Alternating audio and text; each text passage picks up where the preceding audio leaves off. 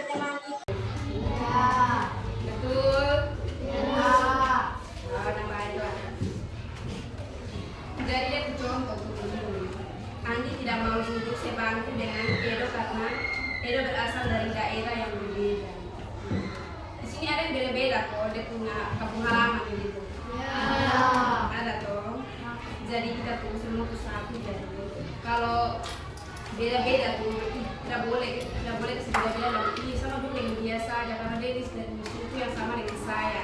Jadi dari kampung halaman yang sama dengan saya, jadi saya harus dulu dia. Tidak boleh.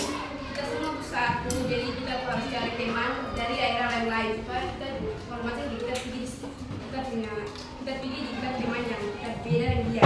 Yang sampai kita pilih kita ada kendala situ kita bisa sudah yang kita toh. Jadi kalau begitu jangan membedakan teman dari lain. Mungkin sekian dari kakak.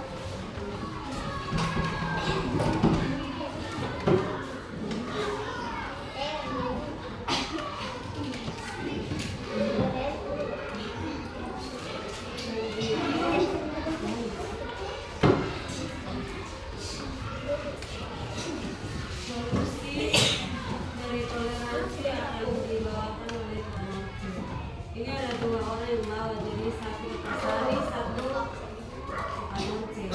Nanti selesai itu nanti kata Sari. Baik, selamat pagi. Pagi.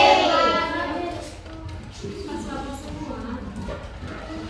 Tidak, masih tahan sedikit ya, sedikitnya tidak selesai.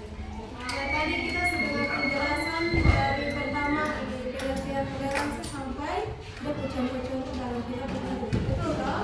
Ya. Jadi di sini ini kakak mau cerita dia punya ini apa solusi. Ada yang tahu solusi itu apa? Itu apa? Dia mau jalan keluar. Jadi kita harus bikin begini baru kita harus dapat itu. Ya, jadi yang pertama sebelum kita ini masuk di materi coba ini adik-adik kawan lo lihat di kiri kanan dengan dia punya kawan-kawan. Kita lihat dia kawan di samping kiri kanan. Ada yang beda? Iya, ada. Ada toh? Ada. Apa yang beda?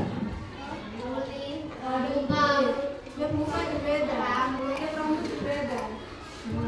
Semua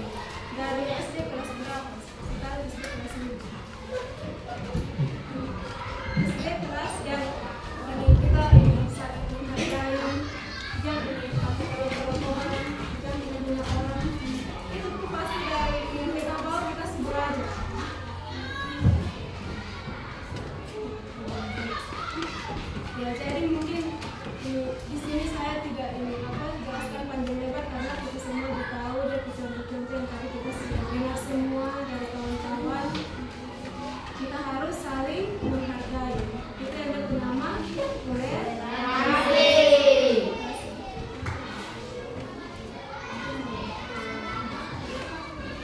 Baik, selamat adik-adik.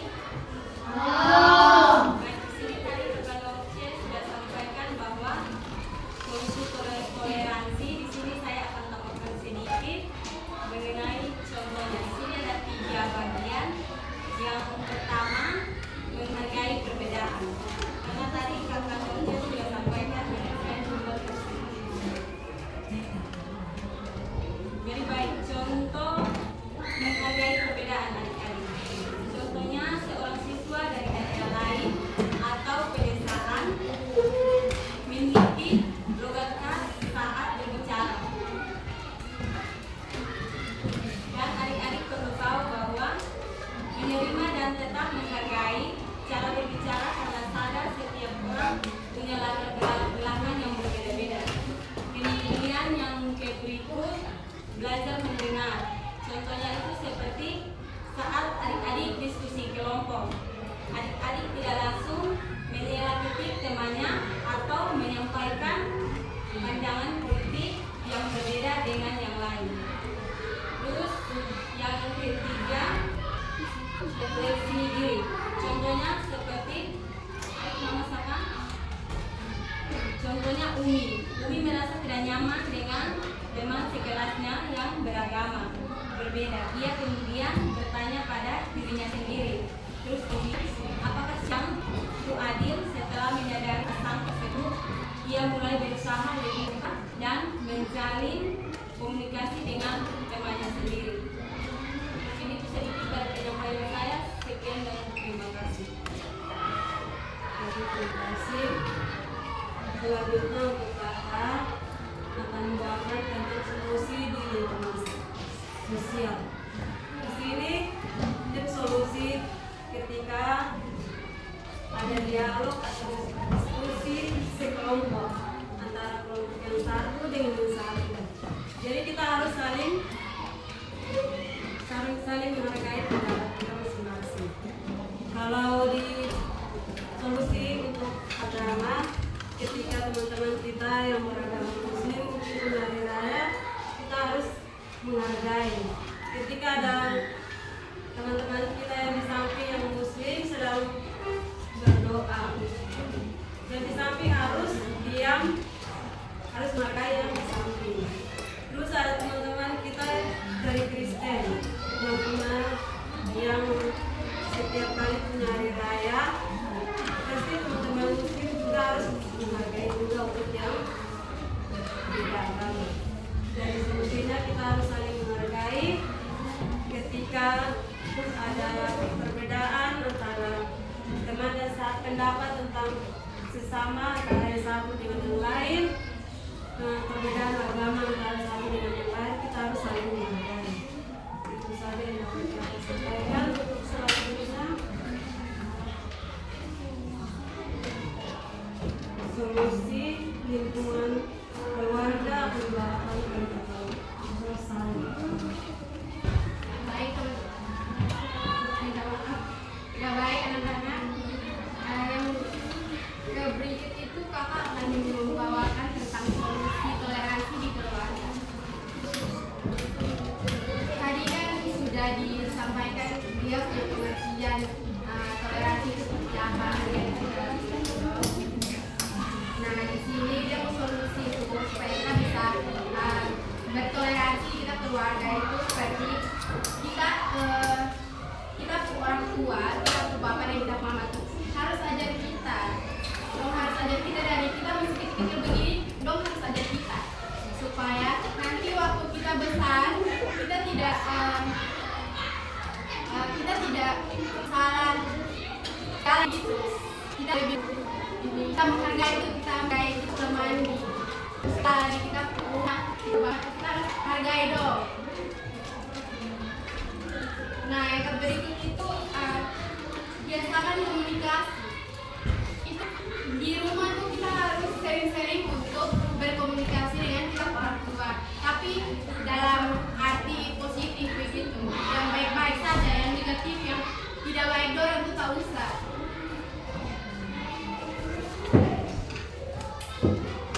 Terus ada sikap toleransi. Nah, sikap toleransi itu tadi kan sudah umum, kita harus menghargai kita tuh kawan ya beda warna kulit, rambut. Nah, itu kita harus menghargai.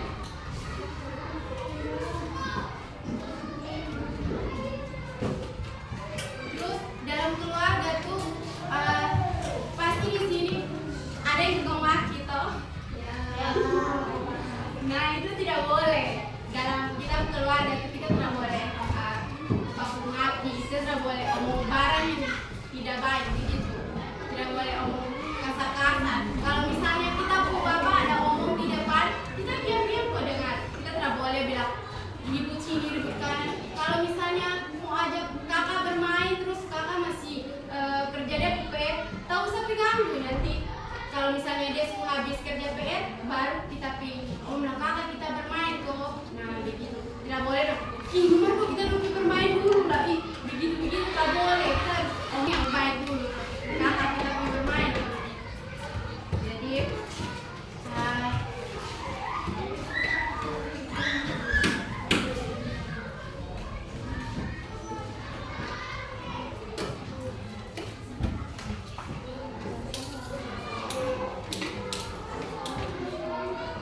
jadi dalam keluarga itu sikap toleransi harus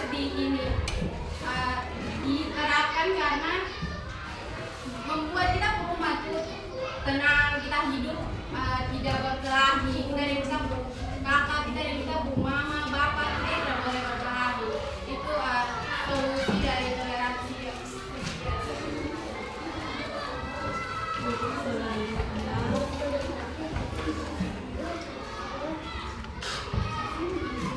Solusi toleransi untuk masyarakat disebabkan oleh kepedulian dan Selamat pagi semua. Pagi. Semangat toh. Masih. Jangan bosan-bosan ya. Ya, kita akan masuk di dalam solusi toleransi di lingkungan masyarakat. Mengadakan kegiatan lintas komunikasi. Ada yang tahu apa itu gotong royong? Gotong royong itu seperti apa? Yang adik-adik tahu? Maju. Ya, gotong royong itu seperti bekerja sama dalam lingkungan Kita. ya, lingkungan sekitar dan lingkungan masyarakat. Nah, di sini contohnya seperti kelompok A ada kasih bersih lingkungan begitu, kita yang dapat lihat tidak boleh jalan apa? Jalan lewat. Ya, jalan lewat, kita tidak boleh jalan lewat, kita harus saling membantu membersihkan lingkungan sekitar.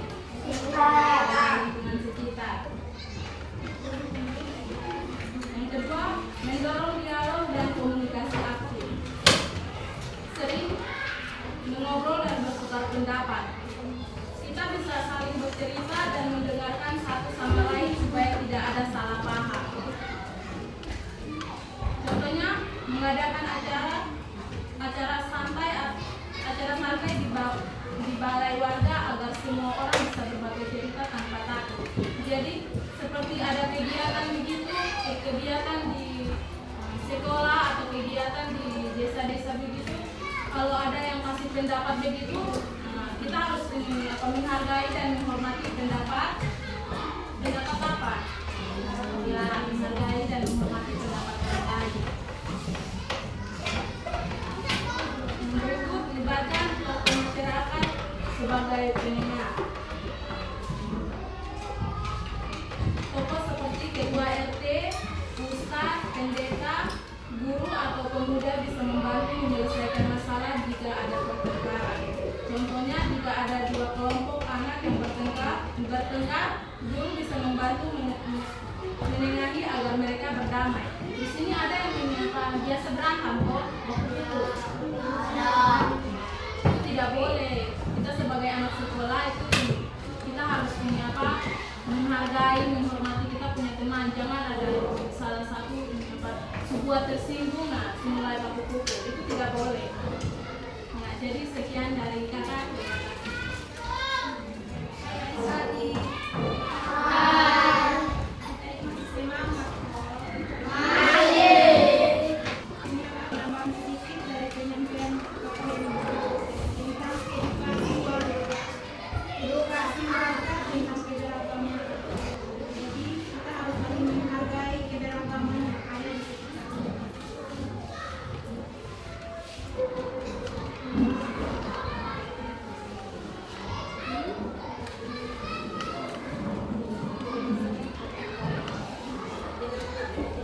Harus menghargai keberagaman yang ada di sekitar kita.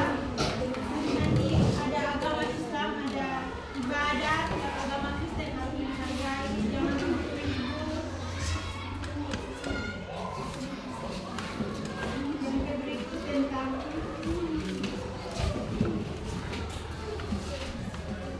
Yang berikut tentang cegah ujaran kebencian dan provokasi. Di sini ada tadi bisa biasa bak pukul toh?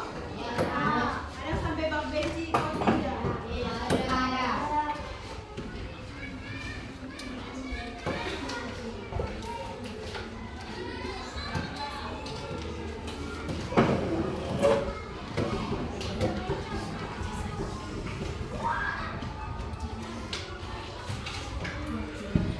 Yang berikut tentang bersikap netral dan terbuka. Jadi jangan bisik-bisik sendiri, harus terbuka kepada teman yang saling dekat. Kayak guru, jangan saling mendengar atau selalu.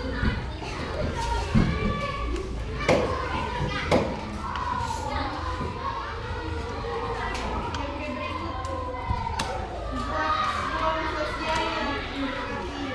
Semua warga termasuk mikrotias atau pendatang dibatalkan dalam kegiatan RT atau RW.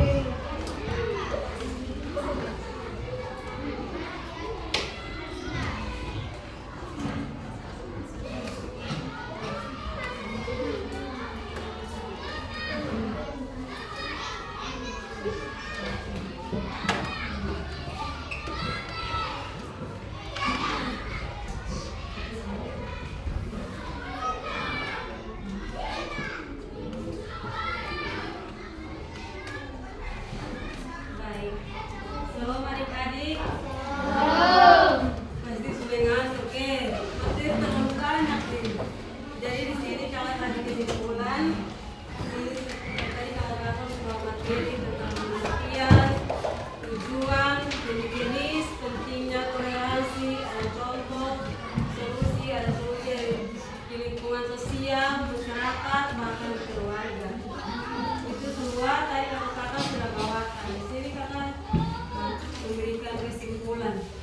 Dari kesimpulan tentang toleransi, yang pertama, toleransi sebagai fondasi penting. Toleransi adalah rasa yang sangat penting yang menciptakan masyarakat yang damai dan bersatu meskipun hidup dalam keberagaman suku, agama, budaya, dan pandangan yang berbeda. Yang kedua, perlu kita tanamkan sejak dini. Di sini sejak dini, mulai dari PAUD, sejak kita lahir, mulai dari keluarga, itu sudah ada tanamkan toleransi dalam otak diri. Terutama di lingkungan sekolah sebagai tempat pertama anak belajar dengan nilai kehidupan. Yang ketiga, manfaat toleransi bagi masyarakat.